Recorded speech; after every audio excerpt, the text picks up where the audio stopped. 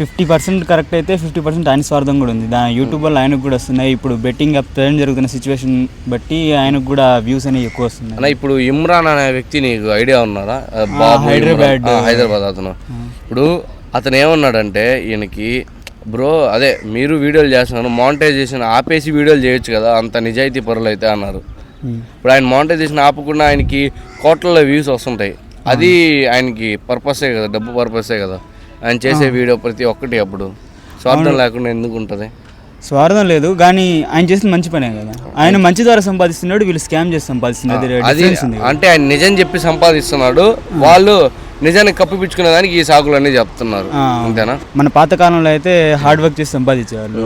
Present అందరు software అని ఇదని అన్ని ఈజీగానే సిట్టింగ్ హార్డ్ వర్క్ లేకుండా కూర్చొని చేసే పనికి ప్రిఫరెన్స్ ఇస్తూ మనీ సంపాదిస్తున్నారు. సో దాంట్లో మెయిన్గా బెట్టింగ్ యాప్స్ అన్న దగ్గరికి రాగానే 100 రూపాయలు పెడితే 200 వస్తాయి. ఇలా అందులో టెంప్టింగ్ అమౌంట్స్ ఉంటాయి కాబట్టి 100కి 1000 వస్తుందని. ఒకవేళ 50 లాస్ అయినా కూడా నెక్స్ట్ టైం నేను 100 వేస్తాను ఆ టైప్ ఆఫ్ లో పాయింట్ ఆఫ్ వ్యూలో ఆలోచించి బెట్టింగ్ చేసి ఉన్నది కూడా పోగొట్టుకుని లాస్ట్కి 0.